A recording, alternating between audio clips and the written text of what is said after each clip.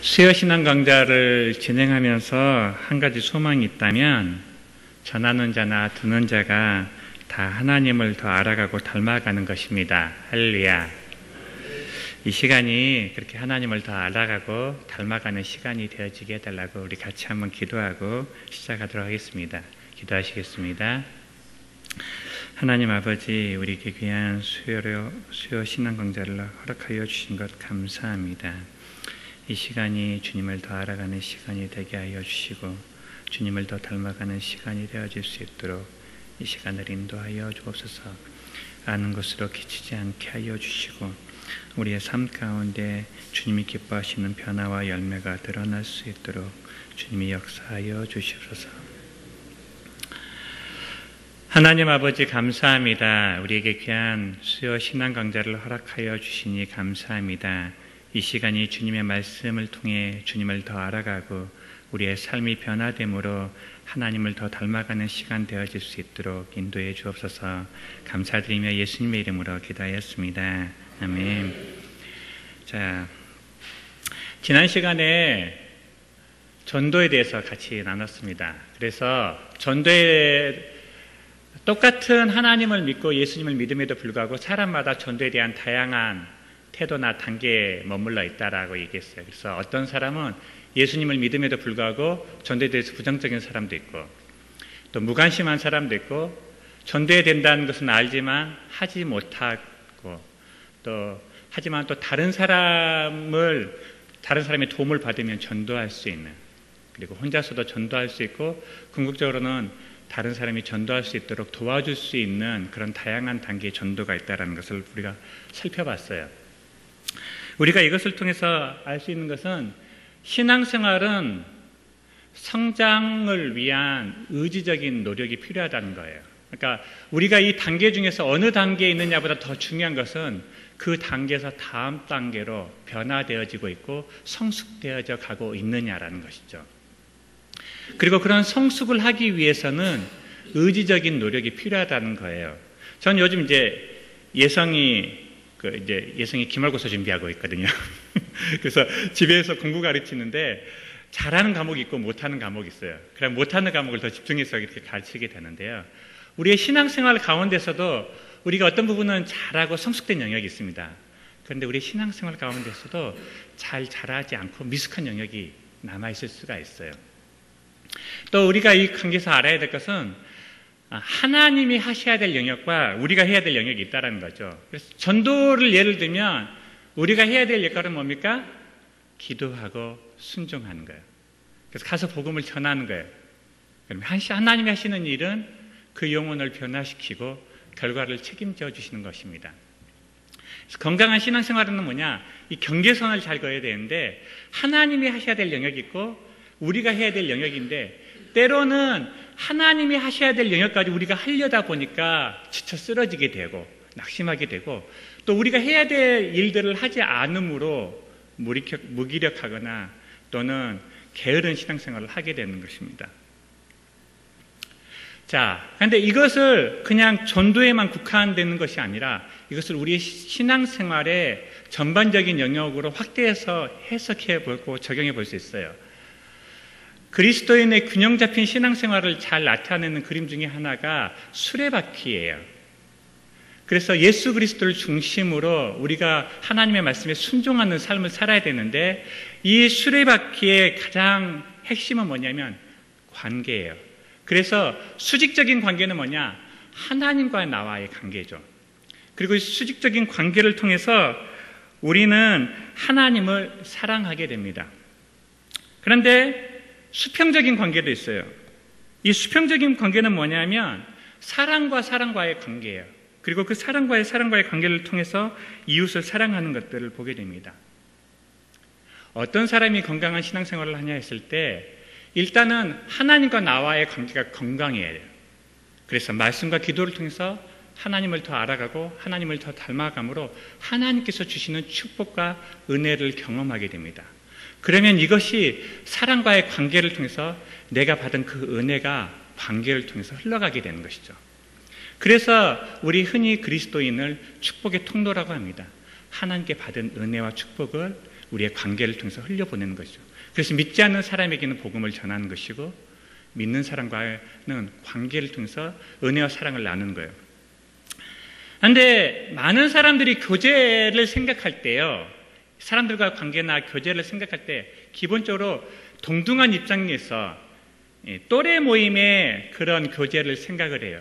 그런데 제가 신앙생활을 해보니까 그것이 기본이 아니라 오히려 부모 자식 간의 관계가 더 기본이 된다는 것을 보게 됩니다. 자, 우리가 처음 인간관계를 맺을 때 제일 먼저 시작하는 관계가 어떤 관계입니까? 부모하고 자식 관계잖아요. 그래서 사회학자들이 얘기할 때 부모와 자식 관계가 건강한 사람은 다른 사람과의 관계도 건강하게 발전시킬 수 있다라고 얘기하고요. 또 반면에 부모와 자식 간의 관계가 건강하지 않으면 다른 사람과의 관계에서도 문제가 일어날 수 있다라고 얘기합니다. 근데 우리가 신앙생활을 하다 보면 우리는 우리하고 신앙이 비슷한 사람들하고 교제하는 것이 일반적인 교제라고 생각하는데 실상은 신앙생활을 하면 나보다 신앙이 더 성숙한 사람이 있고 더 미숙한 사람이 있다는 것을 발견하게 돼요. 그리고 대부분의 신앙생활에서의 교제는 나보다 더 성숙한 사람으로부터 도움을 받든지 아니면 나보다 좀 더 미숙한 사람에게 도움을 주는 관계로 발전되는 것들을 보게 되어집니다. 그래서 이 전도뿐만 아니라 하나님과의 관계 그리고 사람과의 관계에서 우리가 기억해야 될 두 가지가 있는데 이 각각의 영역들이 성장하기 위해서는 의지적인 노력이 필요하다는 거예요. 그리고 그것을 하면서 하나님이 하셔야 될 영역이 있고 사람이 해야 될 영역이 있다는 거죠. 만약에 이렇게 수레바퀴가 있어요. 동그란 수레바퀴가 있는데 바퀴 사이 세 개는 튼튼한데 하나가 연약하면 바퀴가 굴러가다가 어떻게 될까요? 그 바퀴가 부러지면서 제대로 굴러가지 못하겠죠. 그런 것처럼 우리 신앙생활 가운데서도 말씀과 기도와 교제는 잘 되는데 전도가 잘 되지 않으면 그의 신앙생활 가운데 풍성한 열매가 잘 맺혀지지 않는 것들을 경험하게 돼요. 그런데 그 약한 부분들이 훈련되어지고 성숙되어지면 그의 신앙생활 가운데 풍성한 열매가 드러나는 것들을 우리는 경험하게 됩니다. 그래서 나의 신앙생활 가운데 하나님과 나의 관계는 건강하고 성장하고 있는지 그리고 사람과의 관계가 성장하고 있는지 살펴볼 필요가 있어요. 저는 개인적으로 예수님을 믿고 하나님을 믿는다는 것은 몸과 마음과 뜻과 정성을 다해 하나님을 더 사랑하는 것이라고 믿었어요. 그래서 처음에 사역을 시작할 때 정말로 나의 최선을 들여서 헌신적으로 사역을 했어요. 6년 동안 그렇게 사역을 하다 보니까 어떤 일이 일어났냐면 쉬지 않고 계속 사역을 하니까 건강이 망가지더라고요. 그런데도 괜찮았어요. 왜냐하면 세상 사람들은 돈을 벌기 위해서도 저렇게 살아가는데 하나님을 섬기는 사람이 그렇게 자신의 건강을 희생하면서 사역하는 것은 당연해 라고 생각을 했어요. 그 6년의 사역 동안 아내가 임신을 3번을 했어요. 2번 유산을 하고 한 해만 태어났죠. 그런데 3번 출산을 할 동안 임신을 할 동안 저는 하루도 휴가를 못 냈어요. 6년 동안. 그러다 보니까 가정도 망가지게 되더라고요.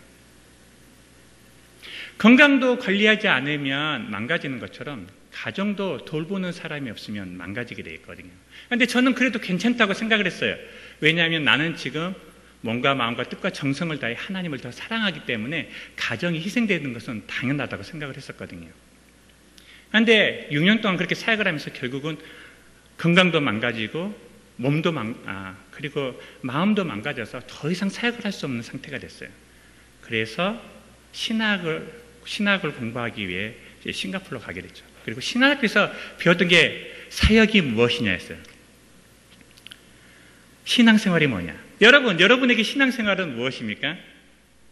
저는 하나님을 위해 열심히 일하는 거라고 생각을 했어요. 그런데 성경이 말하는 신앙생활은 관계입니다. 사랑입니다. 하나님을 사랑하고 이웃을 내 몸과 같이 사랑하는 거죠. 그리고 그 사랑은 관계를 통해서 흘러가요. 그런데 저는 신앙생활을 하면서 열심히 하나님을 위해서 일은 했지만 하나님과의 관계가 하나님과의 관계를 발전시키기 위해서 말씀과 기도에 전무하지 못했던 제 자신을 발견했어요.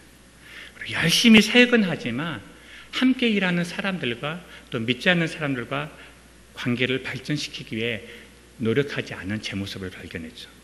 그리고 그것이 문제라는 것을 인식하게 됐습니다.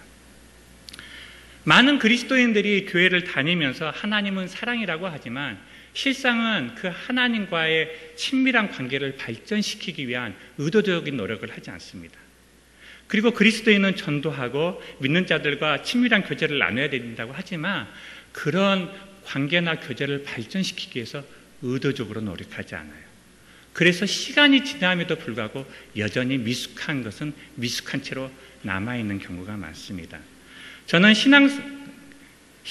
수요 신앙 강좌를 통해서 우리의 삶 가운데 하나님과의 나와의 관계, 그리고 나와 다른 사람과의 관계가 건강한지 다시 한번 돌아보면서 만약에 미숙한 영역이 있다면 그런 영역을 말씀을 통해서 어떻게 개발해 갈 수 있을지 같이 나누고 삶 가운데 적용해 보는 시간이 되었으면 좋겠습니다.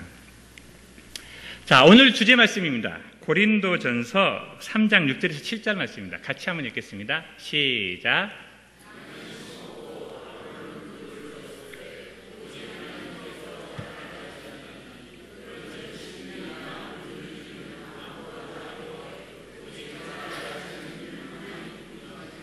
자, 6절에서는 다양한 역할과 사람들이 있다는 거예요. 양육에. 어떤 사람은 심는 사람이 있고 어떤 사람은 물을 주는 사람이 있다는 거죠. 그리고 하나님이 해야 될 역할이 있고 사람이 해야 될 역할이 있다는 거예요. 사람은 씨를 뿌리고 물을 주는 것은 사람이 해야 될 역할이지만 그것을 자라게 하시는 분은 하나님이시라는 거예요. 그리고 7절에서는 더 우리가 기억해야 될 것이 있는데 이렇게 말씀하시죠. 그런즉 심은 이나 물 주는 이는 아무것도 아니로되 우리가 사람들을 세우기 위해서 최선을 다하고 노력을 하지만 오직 자라게 하시는 이는 하나님뿐이시다. 그러면서 우리를 통해서 하나님이 사람들을 세우지만 그것을 우리가 자랑할 만한 건더기가 되지 않는다. 왜냐? 그 일을 이루신 분은 하나님이시기 때문이죠. 오히려 하나님께서 하나님의 일을 하실 때 우리가 하나님의 기쁨에 동참할 수 있도록 기회를 주시고 특권을 주신 게 바로 이 양육이라고 볼 수도 있습니다. 자, 그러면 양육이 뭔지 한번 보겠습니다. 자, 양육이란 사람과의 관계에서 우리가 해야 될 영역을 의미합니다. 그리고 두 번째는 신앙이 성장할 수 있도록 돕는 것. 그것이 양육입니다. 자, 신앙생활이 하나님과의 나와 관계에서 하나님으로부터 은혜와 축복을 받아서 그것을 인간관계를 통해서 흘려보내는 것이라면 내가 하나님께 받은 은혜와 축복을 다른 사람한테 흘려보낼 때 그 사람도 하나님의 사랑과 축복을 경험하고 다른 사람에게 흘려보내는 삶을 살아갈 수 있도록 돕는 것. 그것을 양육이라고 표현할 수 있어요. 자, 그러면 왜 우리가 양육해야 되는지를 살펴볼게요. 첫 번째, 영적인 성장은 필수이기 때문입니다. 성장이 필요 없는 사람은 아무도 없어요. 만약에 어린아이가 자라지 않고 가만히 있다라면, 계속 어린아이처럼 머물고 있다라면 그건 문제입니다. 하나님은 우리에게 열매를 기대하십니다. 믿으십니까? 그런데 열매 맺지 못하는 신앙생활을 하기도 합니다. 이런 경우 열매를 맺지 못합니다. 첫 번째, 병이 들었을 경우, 두 번째, 죽었을 경우, 그리고 세 번째, 너무 어릴 경우입니다. 하나님은 우리의 삶 가운데 하나님의 사랑을 경험하고 또 그 사랑을 다른 사람한테 나눠주기를 원하는데 만약에 나의 삶 가운데 그런 것이 일어나지 않는다면 나의 삶 가운데 뭔가 문제가 있는 것은 아닌가 돌아볼 필요가 있다는 거죠. 두 번째는 사탄이 새신자를 공격하기 때문이에요. 자, 마가복음 4장 14절에서 15절 말씀인데 같이 읽어보겠습니다. 시작.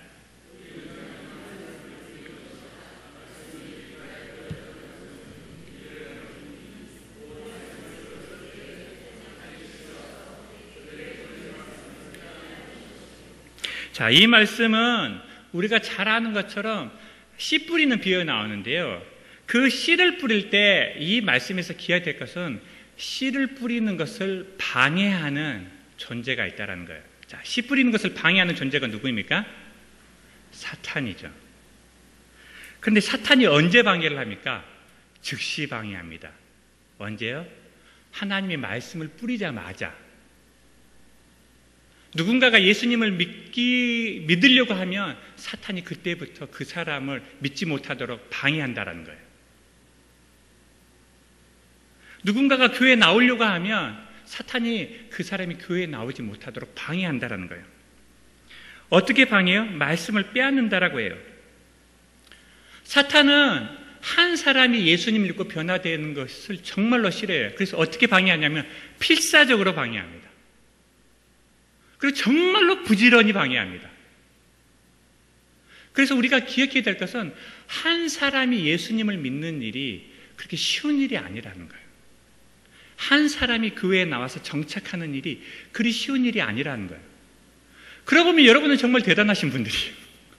그 힘든 과정을 겪고 여기까지 오셨으니까요.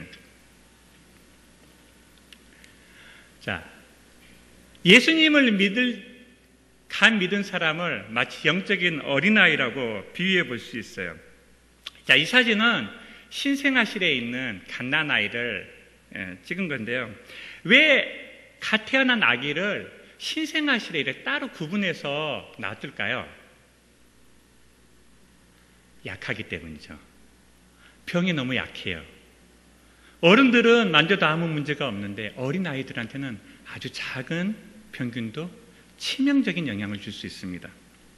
그래서 신생아실에 보호하고 돌보는 것들을 보게 돼요. 그런 것처럼 예수님을 처음 믿은 사람은 작은 말이나 행동에도 쉽게 상처받을 수 있는 연약함이 있음을 우리가 기억을 해야 돼요. 두 번째는 이런 신생아들은 가만히 있으면 저절로 자라나는 것이 아니라 누군가의 돌봄이 필요하다는 거죠. 아기가 태어나는데 돌보지 않고 내버려두는 부모가 없죠. 그런 것처럼 영적으로 누군가가 예수님을 막 믿기 시작했을 때는 그 사람을 도와주고 돌봐야 줄 사람이 필요한 것을 의미합니다. 자, 이건 그렇게 어렵게 한 해를 보내면 우리나라에서는 돌잔치를 하지 않습니까? 갓난아이가 죽지 않고 생존하면 그동안 기도해 주시고 도와주신 분들에게 감사를 표현하는 잔치예요. 저희 어릴 때만 해도 태어나면 다 잘 사는 게 아니라 많은 아이들이 죽었어요. 그래서 부모님들이 태어나자마자 출생신고를 하는 게 아니라 1년씩 있다가 기다려봤다가 사나 죽으나 확인해보고 살면 그때 출생신고를 해서 많은 사람들이 1년 늦게 출생신고를 하기도 했었습니다. 그런데 이 갓난아이의 특징이 있어요. 존재 자체로 기쁨입니다. 그 아이가 무엇을 해서가 아니라 그냥 그 아이가 있음으로 그 아이의 존재 자체가 우리의 기쁨인 것들을 경험하게 돼요. 그런 것처럼 새가족이나 새신자가 교회에 오면 그 사람이 교회를 위해서 뭔가 해서가 아니라 그 사람이 뭔가 할 수 있어서가 아니라 그냥 그 사람이 오는 것만으로도 기쁩니다. 그렇지 않습니까? 그래서 새가족들이 오면 오히려 부담스러워해요. 왜 나한테 이렇게 잘해주지?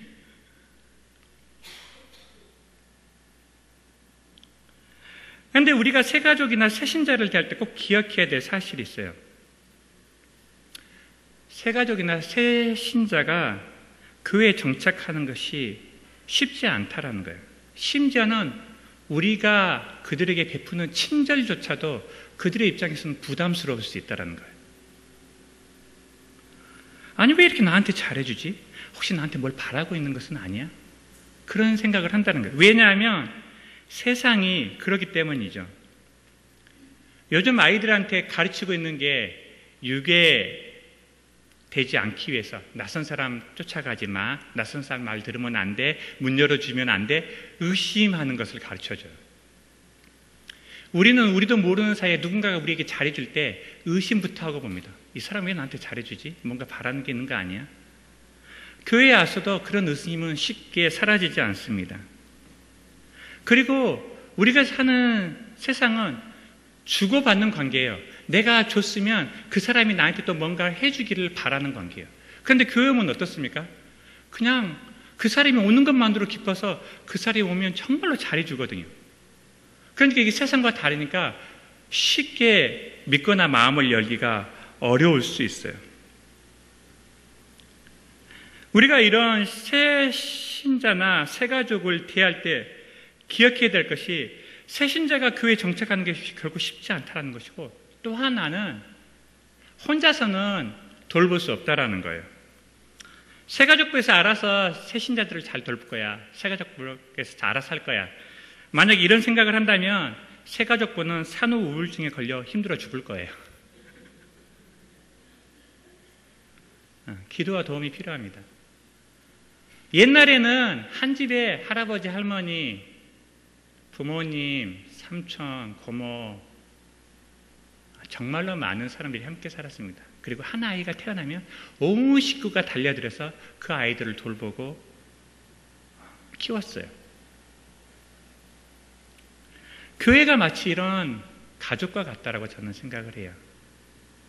부모만 키우는 것이 아니라 온 교회가 그 한 영혼이 잘 자랄 수 있도록 관심을 가지고 기도하고 돌보는 것이, 그것이 바로 양육입니다. 그래서 새 가족이나 새 신자가 교회에 나오면 잘 정착하고 신앙이 자랄 수 있도록 온 교회가 도와주는 그런 영암교회가 되기를 간절히 소원합니다. 자, 그러면 아이가 성장할 수 있도록 어떻게 도와야 될까? 데살로니가전서 2장에 보면 바울의 모범을 살펴볼 수 있어요. 데살로니가전서는 사도 바울이 2차 전도 여행을 할 때 개척했던 교회입니다. AD 50년에서 52년경에 사도 바울이 2차 전도 여행을 했는데 50년경에 데살로니가 가서 개척한 교회예요. 그래서 1차 전도여행 때는 사도 바울이 아시아 지역만 복음을 전했고 2차 전도여행 때도 자기가 전한 아시아 지역을 전하다가 하나님께서, 성령께서 바다를 건너 유럽으로 건너가라고 해서 빌립보로 건너가죠. 그리고 그 빌립보에서 복음을 전하는데 유대인들이 방해해서 내려갔던 곳이 데살로니가예요. 그런데 그 빌립보에서 방해했던 유대인들이 데살로니가에 와서 사도 바울이 복음 전하는 걸 방해하자 사도 바울이 어쩔 수 없이 더 밑으로 내려가서 고린도까지 내려갑니다. 그런데 이제 예수님을 믿은 데살로니가 교회가 잘 지내고 있는지, 핍박 가운데 신앙생활은 잘 하고 있는지 궁금해서 견딜 수가 없었어요. 그래서 사도 바울이 디모데를 보내요. 왜냐하면 사도 바울은 잘 알려져서 가면 문제가 되지만 디모데는 잘 알려지지 않은 제자였기 때문에. 그래서 디모데가 데살로니가 교회 방문해서 돌아와서 데살로니가의 상황을 보고하는데 그 내용이 너무 격려가 되는 내용이었어요. 예수님 믿은 지 1년밖에 되지 않은 데살로니가 교회가 너무나 신앙생활을 잘하고 있었다는 거죠. 그래서 그들의 신앙을 격려하기 위해서 쓴 편지가 바로 데살로니가 전서입니다. 그런데 오늘 우리가 같이 읽을 2장 말씀에는 그 데살로니가 교회에서 사도 바울이 어떻게 그들을 양육했는지 우리가 살펴볼 수 있어요. 자, 이 데살로니가에서 먼저 2장 3절에서 6절 말씀, 우리 성경을 찾아서 같이 한번 읽어봤으면 좋겠습니다. 자, 데살로니가전서 2장 3절에서 6절까지 같이 읽겠습니다.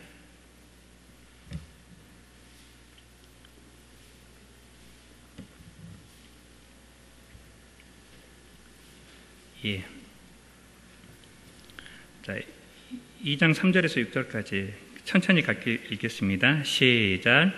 우리의 권면은 간사함이나 부정해서 난 것이 아니요 속임수로 하는 것도 아니라 오직 하나님께 옳게 여기심을 입어 복음을 위탁받았으니 사람을 기쁘게 하려 함이 아니요 감찰하시는 하나님을 기쁘시게 하려 함이라. 너희도 알거니와 우리가 아무 때에도 아첨하는 말이나 탐심의 탈을 쓰지 아니한 것을 하나님이 증언하시니라. 또한 우리는 너희에게서든지 다른 이에게서든지 사람에게서는 영광을 구하지 아니하였노라. 자, 이 말씀에서 우리는 바울이 하지 않은 4가지를 살펴볼 수 있어요. 먼저 3절에서는 간사함이나 부정이나 속임수로 하지 않았다라고 얘기하고 있어요. 그리고 4절에서는 사람을 기쁘게 하려고 하지 않았다라고 얘기하고 있어요. 5절에서는 아첨하는 말이나 탐심의 탈을 쓰지 않았다라고 얘기해요. 그리고 6절은 사람에게서 영광을 구하지 않았다.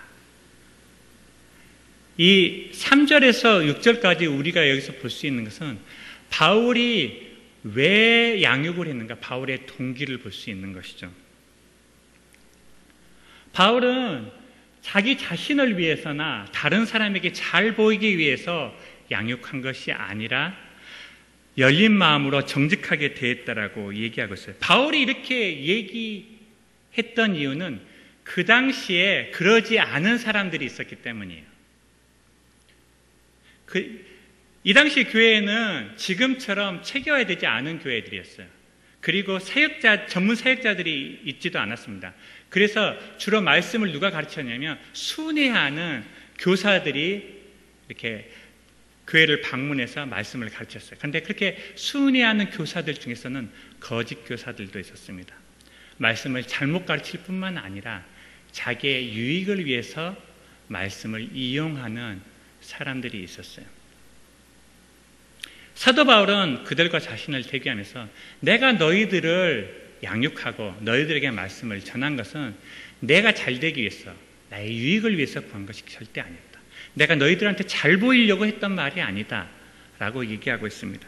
내가 내 자신을 위해서 한 것이 아니다. 오직 하나님을 위하는 그 마음으로 복음을 전했다라고 얘기하고 있습니다. 우리는 이 바울의 편지를 통해서 우리가 하나님의 일을 함에도 불구하고 사람들이 우리를 오해할 수도 있구나라는 것을 깨닫게 돼요. 사도 바울은 진실한 마음으로 복음을 전하고 사람들을 사랑으로 양육했지만 그럼에도 불구하고 사람들은 색안경을 끼고 사도 바울을 바라보고 해석하기도 했다는 것이죠. 그래서 사도 바울은 자신에 대해서 적극적으로 변호하는 것들을 보여줍니다. 저는 사도 바울이 데살로니가 교회에서 이렇게 복음을 전하고 양육했던 것처럼 영암교회 안에 열린 마음으로 정직하게 사람을 대하는 양육이 있기를 간절히 소원합니다. 우리 자신을 위해서가 아니라 하나님을 위해서, 사람들에게 잘 보이기 위해서 하는 것이 아니라 하나님을 위해서 하나님의 말씀을 전하고 섬기는 영암교회 되기를 주님의 이름으로 축복합니다. 자, 7절부터 9절까지는 사도 바울이 유모처럼 대했다라는 부분을 볼 수 있어요. 자, 7절부터 9절까지도 우리 같이 읽겠습니다. 시작. 우리는 그리스도의 사도로서 마땅히 공의를 주장할 수 있으나 도리어 너희 가운데서 유순한 자가 되어 유모가 자기 자녀를 기른 것 같이 하였으니 우리가 이같이 너희를 사모하여 하나님의 복음뿐 아니라 우리의 목숨까지도 너에게 주기를 기뻐함은 너희가 우리의 사랑하는 자 됨이라. 형제들아, 우리의 수고와 애쓴 것을 너희가 기억하리니 너희 아무에게도 폐를 끼치지 않으려고 너희에게 하나님의 복음을 전하였나. 자, 이 말씀을 통해서 보면 사도 바울이 유모처럼 너희를 양육했다고 하는데 우리나라 말로 해석하면 어머니처럼이라고 해석할 수 있어요. 왜냐하면 이 당시 로마에서는 어린 자녀를 누가 양육했냐면 유모가 양육했거든요. 요즘도 애 키우는 게 너무 힘들어서 육아 도우미나 가사 도우미를 사용하는 것들을 보게 되어집니다. 로마 시대에도 애 키우는 건 힘든 일이었어요. 그래서 로마인들은 엄마가 애를 키우지 않고 유모가 애를 키웠습니다. 자, 그러면 유모가 하는 일은 뭐냐? 온유함과 사랑으로 돌보는 일이었어요. 시간을 함께 보내고 항상 수고하고 애쓰며 복음을 전하는 것들이었습니다. 이것이 사도 바울이 영적인 어머니로 데살로니가 교회에게 했던 거예요. 하나님은 사랑의 하나님이고 공의의 하나님인데 이렇게 사랑하는 것을 어머니의 역할로 비유할 수 있는 것 같아요. 조금 이따 나올 공의의 하나님은 아버지의 역할과 비유할 수 같습니다. 그래서 우리가 새신자를 돌보거나 양육할 때 우리가 가져야 할 태도가 뭐냐면 영적인 부모처럼 그 영적인 자녀를 돌봐야 된다는 것이죠. 갓난아이가 태어나면 어머니가 자녀를 돌볼 때 어떻게 돌봅니까? 눈이 안 떨어져요. 잠깐 한눈 팔면 그 아이에게 무슨 일이 날까 불안해서 눈을 뗄 수가 없어요. 그런 것처럼 영적인 어린아이들은 여러 가지 공격이나 상황에 매우 취약합니다. 그래서 혹시 그 영혼에게 무슨 일이 일어나는지 그 영혼에게 관심을 받고 돌보는 것을 뜻하죠. 9절에서 시간을 함께 보내면서 자기 목숨까지 내어줄 정도로 사랑했다라는 표현을 하고 있어요. 어떻게 하면 목숨을 내어줄 정도로 사랑하는 것일까라고 했을 때 사랑은 시간을 함께 보내는 것입니다. 시간이 모이면 하루가 모이면 1년이 되고 1년이 보면 일생이 된 것처럼 우리의 인생을 누군가에게 준다는 것은 우리의 시간을 그 사람과 보내는 것을 의미해요. 사도 바울은 한 영혼 한 영혼이 소중했기 때문에 그들과 같이 시간을 보냈더라고 얘기해요. 그리고 그 일에는 수고와 애씀이 있었다라고 얘기하고 있습니다. 그리고 어머니가 자녀들에게 음식을 제공하는 것처럼 영적인 양식인 말씀을 제공하는 것이 영적인 어머니가 해야 되는 역할임을 볼 수 있어요. 자, 그러면 아버지처럼 되었다라는 말씀을 보겠습니다. 10절에서 12절 말씀인데요. 10절부터 12절까지 같이 읽겠습니다. 시작. 우리가 너희 믿는 자들을 향하여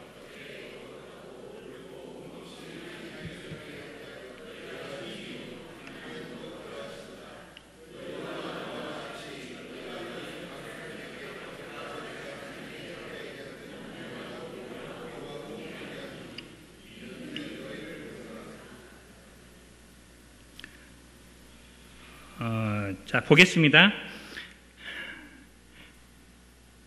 아버지처럼 대한다는 것은 10절에 믿는 자들의 모범이 되는 것을 얘기합니다. 그리고 11절에는 권면하고 위로하고 경계하는 것을 뜻해요.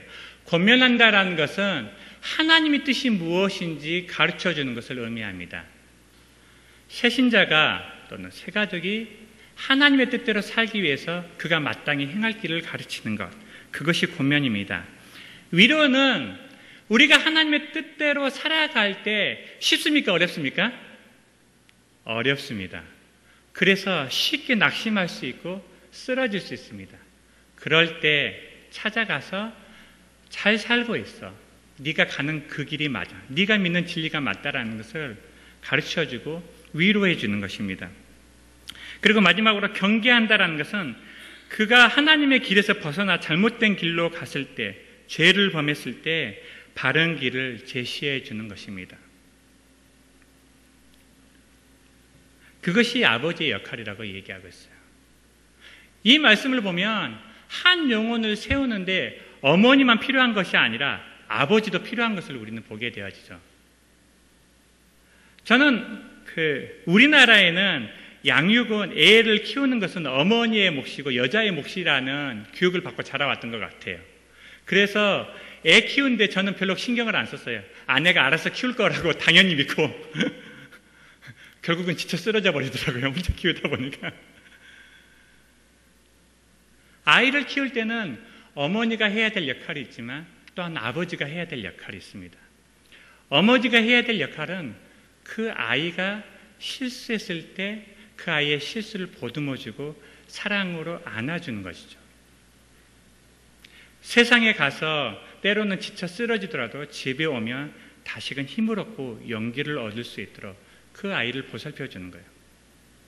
반면에 아버지가 해야 될 역할은 그 아이가 어떻게 살아야 될지, 무엇을 위해 살아야 될지 하나님의 말씀을 가르쳐주는 것입니다. 옳고 그름을 가르쳐주는 것이죠. 그리고 그렇게 살아가는 모델을 보여주는 거예요. 저는 모델을 보여주는 것이 제가 해야 될 역할이라고 믿고 그런 기도를 했었어요. 하나님, 제가 제 아들에게 좋은 모델이 되게 해달라고 기도를 했었거든요.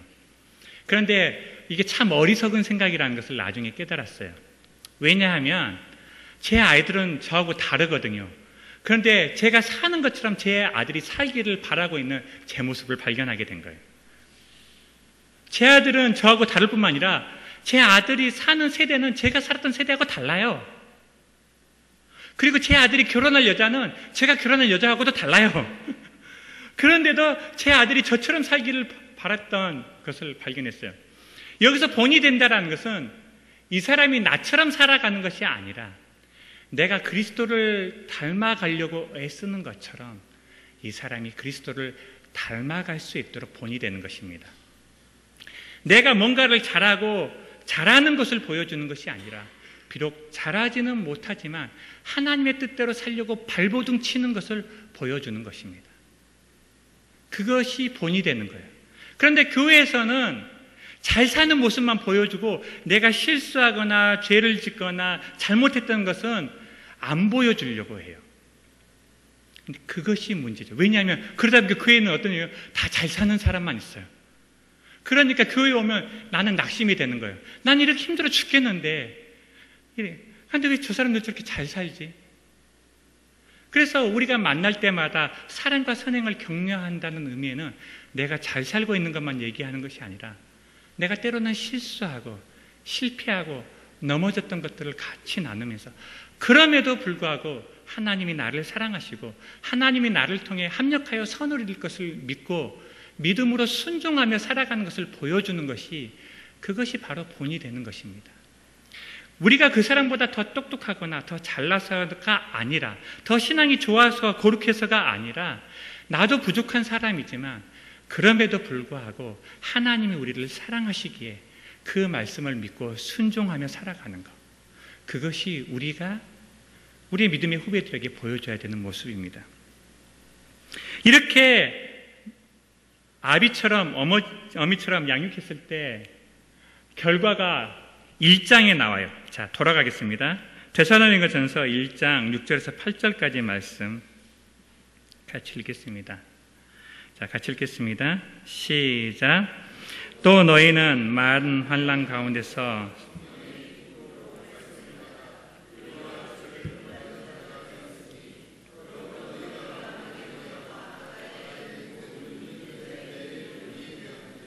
주의 말씀이 너에게로부터 마게도냐와 아가에만 들릴 뿐 아니라 하나님을 향하는 너의 믿음의 소문이 각처에 퍼졌으므로 우리는 아무 말 할 것이 없노라.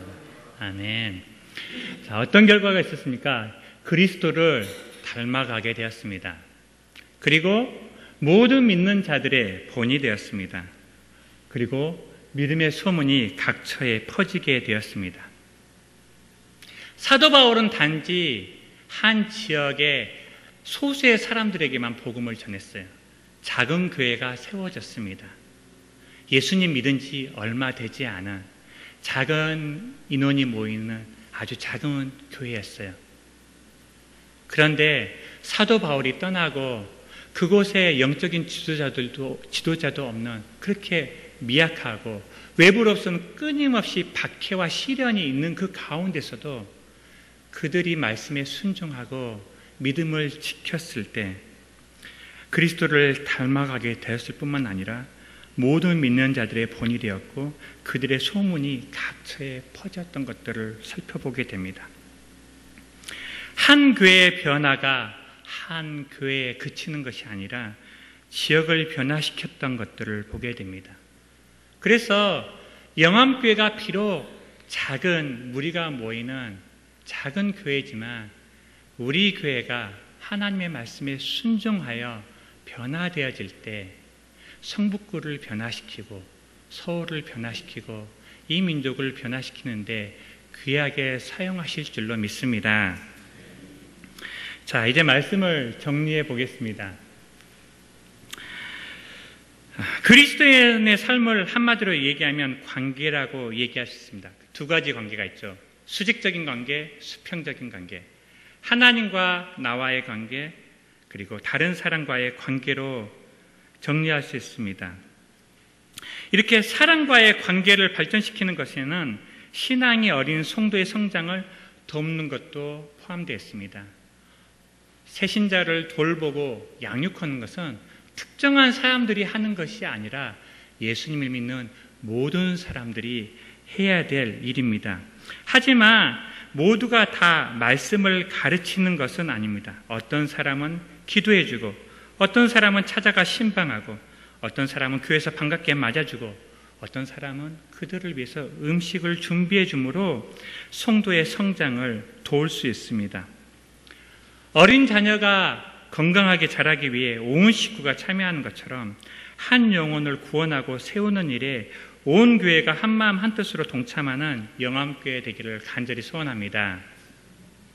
하나님이 우리에게 허락하신 사람을 하나님의 사람으로 세우기에 때로는 아버지처럼, 때로는 어머니처럼 사랑하고 돌보고 가르침으로 그리스도를 닮아가는 성도들이 날마다 세워지는 영암교회 되기를 간절히 축복합니다.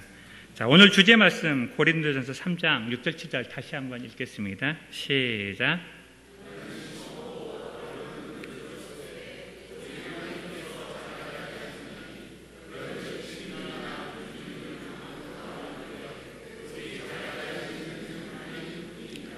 아멘. 지난 시간과 이번 시간을 통해서 우리는 특별히 수평적인 관계에서 우리가 다른 사람들에게 해야 될 일에 대해서 살펴보았습니다. 신앙생활에서 중요한 건 하나님이 하셔야 될 일과 우리가 해야 될 일을 잘 경계를 긋는 거라고 말씀드렸습니다. 우리의 삶 가운데 예수님을 믿지 않는 사람들에게 복음을 전하는 것, 또 예수님을 믿은 지 얼마 안 되고 신앙이 연약하고 어린 지체들을 그냥 내버려 두는 것이 아니라 한 가족임을 기억하며 그들을 위해 내가 할 수 있는 일이 무엇인지, 또 내가 그것을 어떻게 해야 될지 함께 기도하며 찾아가며 한마음 한뜻으로 하나님의 뜻을 이뤄가는 시간들이 되었으면 좋겠습니다. 사도 바울은 씨를 뿌리고 아볼로는 물을 주었듯이 하나님이 우리를 교회로 불러주신 것은 이 교회에서 우리가 하나님의 나라를 위해서 해야 될 일이 있기 때문인 줄로 믿습니다. 그것을 찾고 그것을 개발하고 그것을 사용함으로 하나님의 나라를 함께 이루어가는 영암교회 되기를 간절히 소원합니다. 이 시간 그러한 소망을 담아서 함께 기도했으면 좋겠습니다. 한 영혼을 구원하고 세우는 일에 온 교회가 한마음 한뜻으로 동참하는 영암교회가 되기를, 하나님이 우리에게 허락하신 사람을 하나님의 사람으로 세우기에 때로는 아버지처럼 때로는 어머니처럼 사랑으로 돌보고 가르치게 해달라고, 또 그리스도를 닮아가는 성도들이 날마다 세워지는 영암교회가 되어지게 해달라고 같이 기도하고 제가 마치도록 하겠습니다. 기도하시겠습니다. 하나님 아버지, 우리의 삶 가운데 주님 우리가 마땅히 해야 될 일들을 가르쳐 주시고 그 일을 열심을 내서 하는 저희들 되어질 수 있도록 주님 역사하여 주옵소서. 하나님, 나하고는 상관없는 일로 내버려 두는 것이 아니라 하나님, 우리를 한 몸으로 불러주셨사오니 하나님, 내가 맺고 있는 관계들을 다시금 돌아보게 하여 주시고 하나님과의 관계가 건강한지 다시금 돌아보며 날마다 하나님으로부터 오는 은혜와 축복을 경험하는 삶을 살게 하여 주시고 하나님, 그 은혜와 축복을 사람들에게 흘려보내는 축복의 통로의 역할을 감당할 수 있도록 주님 우리를 사용하여 주시고 은혜 베풀어 주시옵소서. 하나님, 영암교회가 한마음 한뜻으로 하나님의 영광을 위해 살아가는 교회 되어지기를 원합니다. 내 뜻대로 나를 위해서 살아가는 것이 아니라 오직 주님의 영광을 위해서 주님이 우리를 사랑하여 주셨기에 그 사랑을 흘려보내는 삶을 살아가기로 결단하고 헌신하는 저희들 되어질 수 있도록 주님 축복하여 주시옵소서.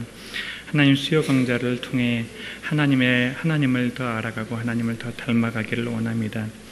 주님이 축복하여 주셔서 하나님, 이 시간을 통해서 우리의 삶의 변화가 있고 하나님, 사람들과의 관계가 더 깊어지고 친밀해지는 계기가 되어질 수 있도록 주님 역사하여 주시옵소서. 하나님 아버지, 감사합니다. 귀한 수요 신앙 강좌를 허락하여 주시고 하나님의 말씀을 알고 하나님을 닮아갈 수 있도록 인도하여 주시니 감사합니다. 우리가 마땅히 행할 길을 가르쳐 주시고 하나님이 주시는 지혜와 능력으로 그 일을 충성스럽게 감당하는 저희들 되게 하여 주옵소서. 하지만 무엇보다도 하나님과의 친밀한 관계를 통해 하나님이 주신 은혜와 축복을 마음껏 누리는 저희들 되어지기를 원합니다.